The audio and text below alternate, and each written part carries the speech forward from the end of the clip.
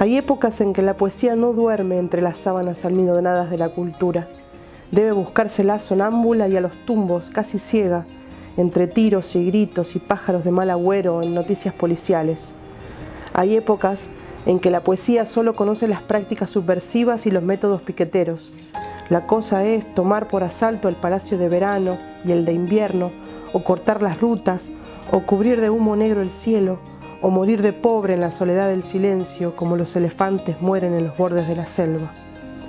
Entonces, la poesía anda sin brújula, a saltos de mata, de un lado para el otro, del mar a la meseta, mientras el otoño nos envuelve con su luz dorada y solo cambia que uno está más viejo. Hay épocas en que la poesía se plantea una última cuestión. Cuando lleguen los poetas de la mañana, los que anunciarán la alegría, ¿tendremos algo más para recibirlos que tumbas de inocentes sin justicia y la moneda de la vida jugada a cara o cruz?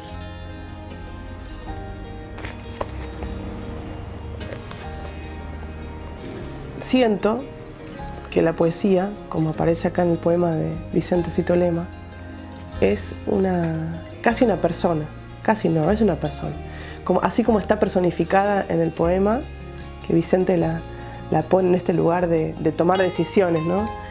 Llora, se levanta, hace preguntas, se convierte en una líder piquetera, corta ruta, prende fuego.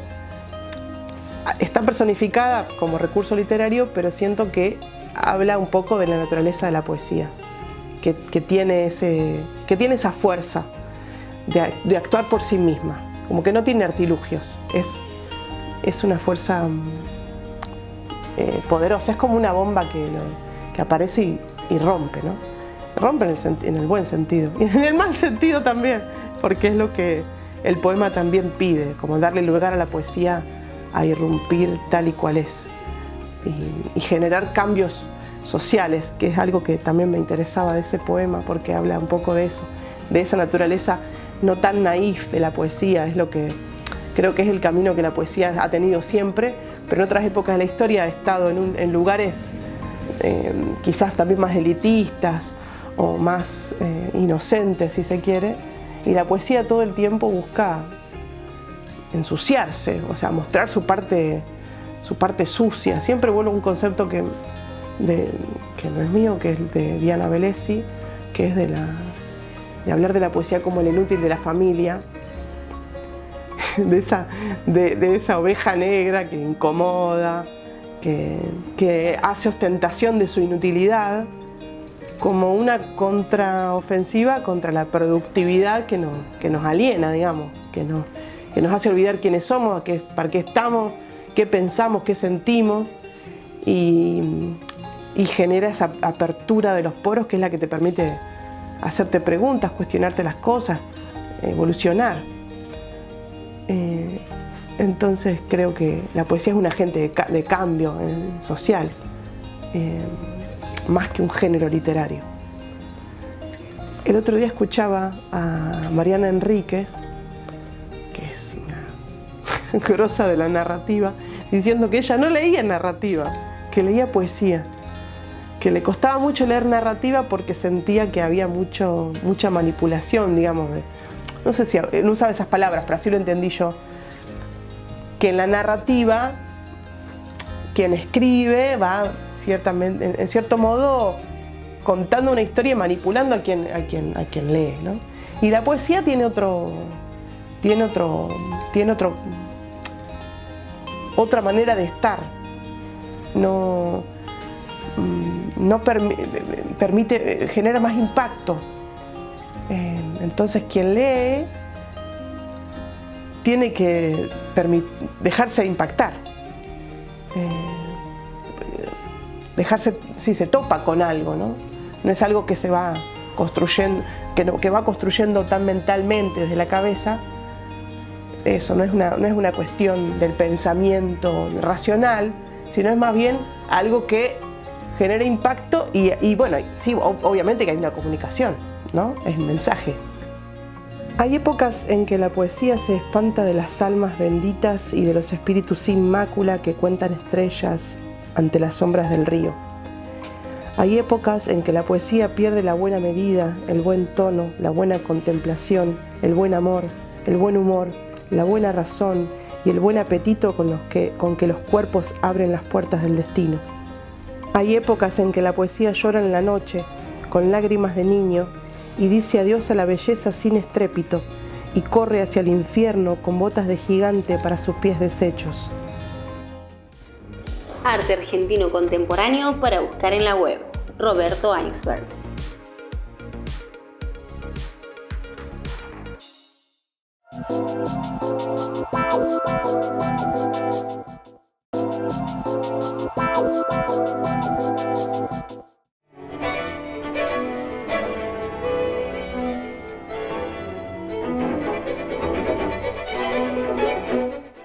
Los artistas de movimientos diferentes a menudo se profesan antagonistas, pero pocos han llegado a los puños como Kazimir Malevich y Vladimir Tatlin antes de la muestra grupal en 1915 en Petrogrado. Una diferencia ideológica desató la riña. Mientras Malevich, cabeza del suprematismo, creía que el arte abstracto debía renunciar al mundo real, Tatlin quería adoptarlo como punto de partida. Fabricaba relieves geométricos y otras estructuras con materiales cotidianos, como vidrio, metal y madera. Tatlin y otros, como Naum Gabo y Alejandro Rodechenko y Bárbara Stepanova, crearon puentes, torres y grúas futuristas. Piezas bidimensionales acompañaron a estas elegantes estructuras, pinturas, dibujos y grabados de formas precisas y líneas suaves que parecían bocetos de un ingeniero o de un arquitecto. En su composición ordenada, desprovista de elementos decorativos, capturaron el espíritu de la era tecnológica. En 1921 adoptó el término constructivismo. Su pensamiento estaba en sintonía con los revolucionarios que llegaron al poder en 1917. Los comunistas consideraban burgués el límite entre el arte y la industria y alentaron a los artistas a trabajar junto a los científicos, arquitectos e ingenieros por el progreso de la sociedad. La obra de Tatlin se fue volviendo cada vez más utópica. Trabajó en diseños visionarios para una torre metálica de 400 metros, cuya forma en espiral contendría las estructuras giratorias de una sala de conferencias y un centro de noticias. El proyecto inacabado se convirtió en un ícono del constructivismo y fue influyente para hacer colapsar la distinción entre la escultura y la arquitectura. Los constructivistas, que permanecieron en Rusia, diseñaron objetos funcionales desde muebles y cerámicas hasta obras estructurales como puntos de venta callejera. Pocas fábricas eran lo suficientemente progresistas como para manufacturar piezas constructivistas a gran escala, aunque las obras textiles de Stepanova y Popova fueron producidas en masa entre 1923 y 1924. Para alentar los avances económicos, Stalin recurrió al realismo socialista a partir de 1928 y el constructivismo perdió impulso. Sin embargo, el énfasis del movimiento en la función social del arte y la manera en que rompió los límites entre diferentes disciplinas tuvieron una repercusión que influye en los artistas hasta nuestros días. Yo vendía libros. Vivía en Buenos Aires y venía a La Pampa y compraba libros en las ferias y venía y hacía ferias en el pueblo. Iba primero a la biblioteca, pedía el espacio y hacía ferias ahí y organizaba encuentros de lectura. Cada vez que venía a ver a mi familia, venía con un bolso lleno de libros y hacía eso. Eso como derrotero de mi relación con los libros durante mi vida, ¿no? Como que siempre estuve en relación a los libros, al objeto. Creo que un apego con ese objeto también, no sé, un refugio, no sé cómo, es un apego que tengo con ese objeto. Y después, cuando me vine para acá, y llegué a hacer cosas así como, en un momento alquilé un lugar, estuve un fin de semana, monté un espacio que era como algo que estaba medio abandonado, armé una feria durante 2 días, que al tercer día digo, pero ahora lo voy a hacer mal. ¿esto qué es? Y pasaba gente y charlábamos y sucedían eventos, acontecimientos, ¿no? en relación al libro, que iban más allá de los libros. No sé, me encontré con una señora que había estado enamorada de un tío mío de pronto y me contó esa historia, y aparecían amigos que nunca más había visto, no sé, cosas que me pasaban a mí en relación al objeto y esa conversación. De libros de cualquier cosa, no de poesía. Y después me vine a vivir acá y empecé a ser parte de un taller de escritura que se hacía en la biblioteca Teresa Pérez, y en ese taller que coordinaban Mariela y Vanessa González, que era un taller de arte y poesía, como que me enfrasqué en ese género, y a partir de ahí empecé a leer casi solamente poesía. Y entonces después se me combinaron esos deseos,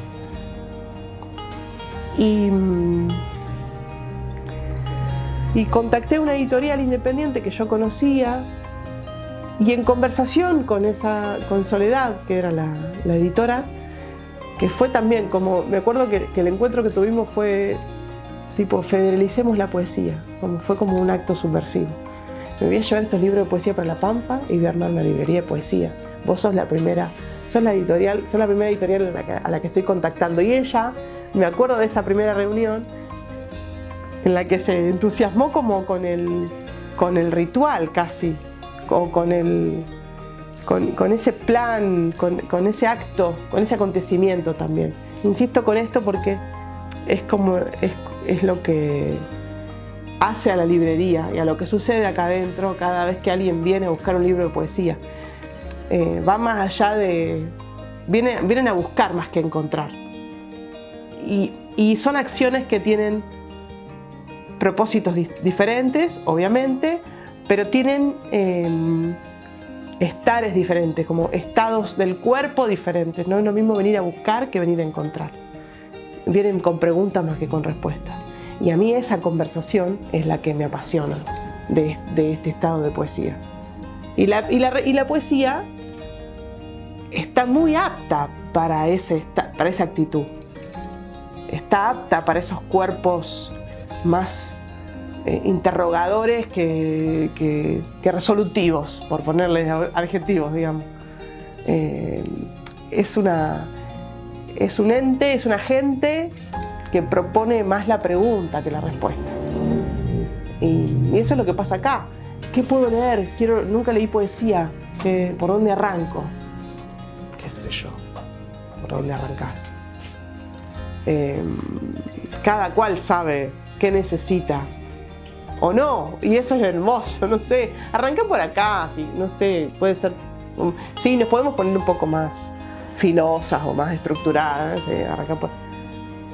Pero es después un camino que cada cual va a ir descubriendo, ¿no? Esto que decíamos antes, no hay un sentido que encontrar, no hay un solo sentido que encontrar. Cada cual armará su propio mapa poético y que se va espejando con un mapa interno también. Entonces cada cual irá sabiendo qué necesita. Y también es algo que sucede en la intimidad, que es algo que a mí de la librería también me gusta conservar, a pesar de que a veces la abrimos a la vereda y hay micrófono abierto y la poesía se convierte en un grito. Es un grito, pero que conserva su intimidad, que no se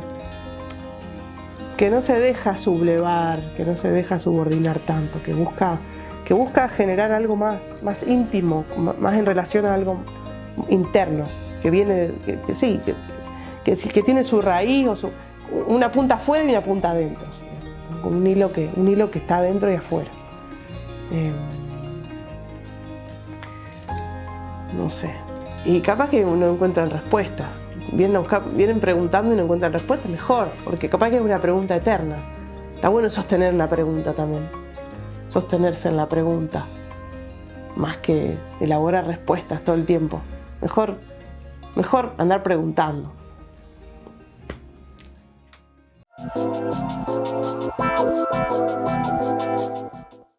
La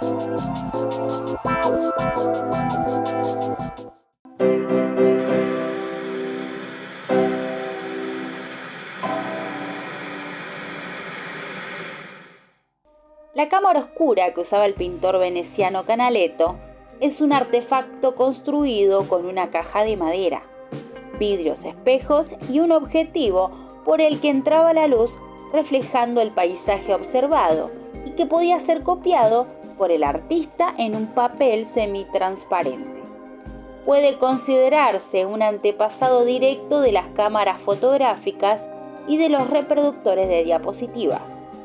Se cree que la primera fue construida en Bagdad en el siglo V después de Cristo, de acuerdo con los estudios del matemático árabe Al-Hassen, nacido en el 965, aunque hasta el siglo XV no se le dio aplicación como instrumento auxiliar para dibujar. Leonardo da Vinci escribió sobre su funcionamiento.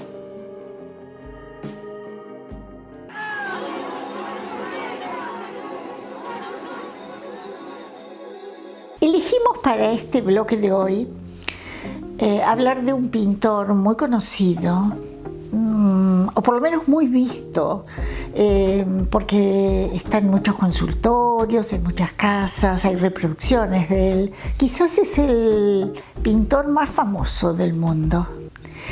Curiosamente, él tuvo una vida muy triste, o difícil, diríamos, ¿no? También fue una vida dedicada a explorar en el arte, de lo cual ha dejado cuentas, sobre todo por sus cartas a su hermano Theo.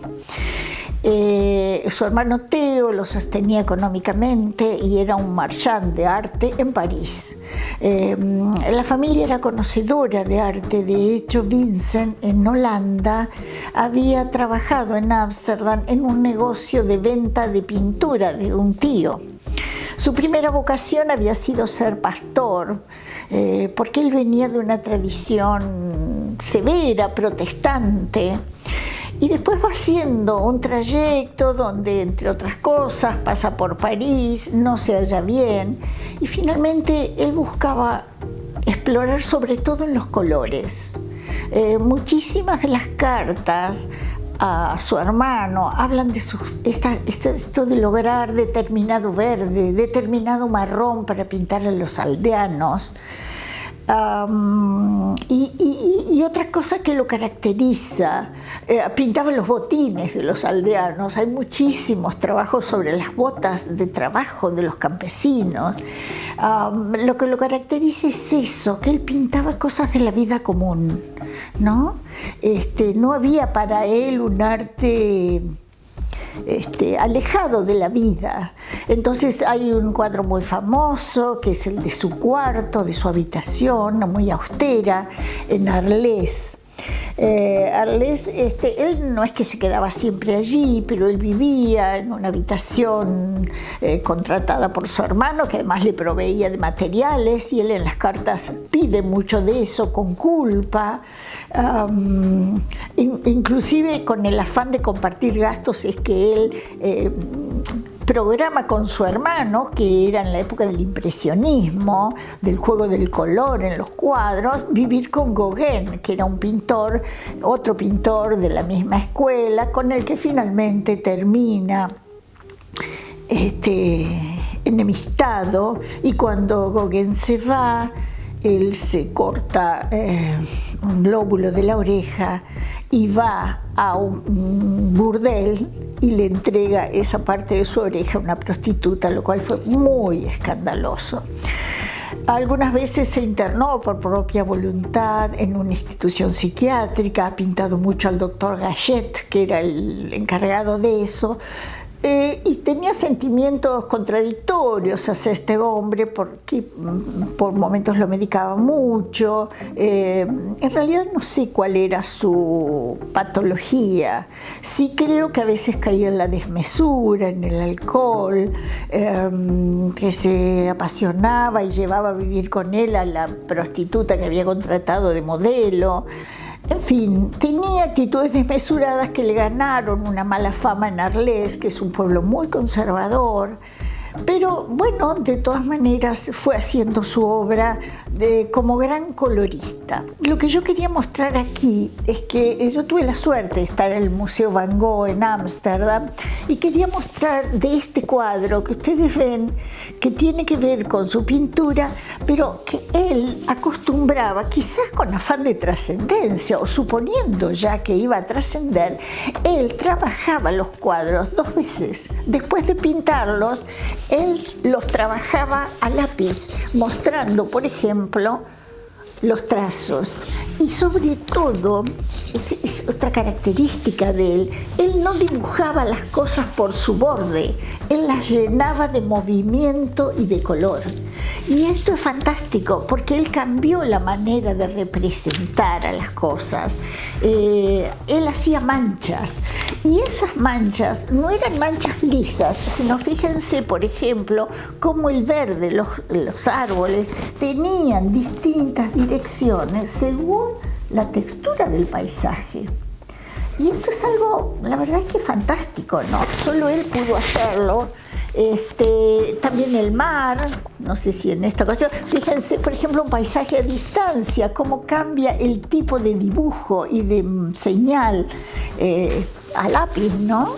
Es fantástico, como si él hubiera, acá está el mar, como si él hubiera sabido que su obra iba a trascender y trabajó para eso. Bueno, tengo bastantes más, acá también otros vegetales, pero además él fue, acá están los colores típicos de él, que justo traté de ponerme yo para recuperar esos azules y amarillos que fueron los característicos de él, ¿no? Él se movía con mucha... por el mundo buscando, acá están las dos, la versión en color y la otra versión. Y si ustedes quieren, leería un fragmento de una carta a su hermano donde él dice algo así como, habla de las arlesianas, como que no las entiende muy bien, y dice así: por aquí yo trabajaré y por aquí o por allá habrá algo de mi trabajo que quedará, pero lo que Claude Monet es en el paisaje, vendrá alguien que lo será en la figura pintada. ¿Quién será el que lo haga? Sin embargo, todo debe sentir, como yo, que esto está en el aire. Rodin, él no es pintor, no es él, porque el pintor del porvenir es un colorista como no lo ha habido todavía. Manet lo ha preparado, pero tú sabes bien que los impresionistas han logrado ya un color más fuerte que el de Manet. Este pintor del porvenir no puedo figurármelo, viviendo en pequeños restaurantes, trabajando con muchos dientes postizos y yendo a burdeles de suavos como yo.